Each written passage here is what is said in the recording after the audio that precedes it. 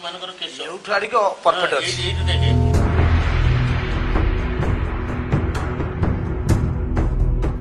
मंदिर आउ महान परंपरार सहर पुरी जिल्लार प्रति भागरे रहिछि ऐतिहासिक कीर्तिराजी और आध्यात्मिक अनुष्ठान।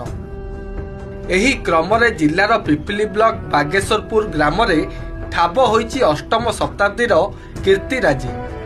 अनेक मूर्ति एठी हमर एठी पड़िथिले हमर गछ मूले पड़िथिले ता भितर गोटे छोटिया मूर्तिटी पाइली देखिली ता पछपटे लेखा होइछि तेणु पाली भाषा लेखा होइता जिनिस कोन लेखा होइछि आमी तो जाननु कोणार्कर परे एटा नुह काना कला पहाड़ भांगिछि कला पहाड़ जेतु भांगिछि कला पहाड़ आसला अष्टादश शताब्दी की अमुसमकु याड से पड़ू जदि एटा प्रकृत रे से माने खोजिक बाहर कर पाती ताले एटा मो गाँव गौरव आम राज्यर गौरव मु बहुत खुशी हेबी। ग्राम रे रहिछि रामेश्वर देवंकर एक पुरातन मंदिर।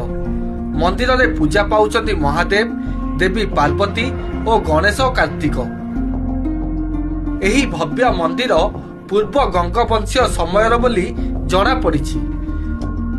लगे प्रथम से सप्तम अष्टम शताब्दी लांगुएज रही संस्कृत आउ लिपि जोटा रही आम कहीपर नागरी ओडर नागरी कहीपर ताकू अधिका गवेषणा कर सुरक्षित कर तार इ स्टाम्पे जाणी इनस्क्रिप्शन तार ओडिशा स्टेट म्यूजियम रे गोटे कॉपी रखा दरकार।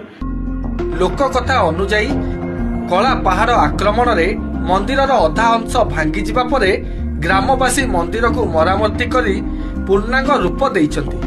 मंदिरर अनेक भग्नावशेष एबे भी मंदिर बेढ़ा परिसर रे पड़ी रहिछि। मंदिरर कलाकृति सांगकु निर्माण शैली और केउ समय मंदिर निर्माण करा जाइछि जानिबाकु उत्सुक रहिछंती सभिए। मंदिर तो बहुत पुरातन मंदिर आमे आम बाप जेज अजा समस्त शुणुचु एटा रामचंद्र अमलर मंदिर जेतेबेले रामचंद्र महापुर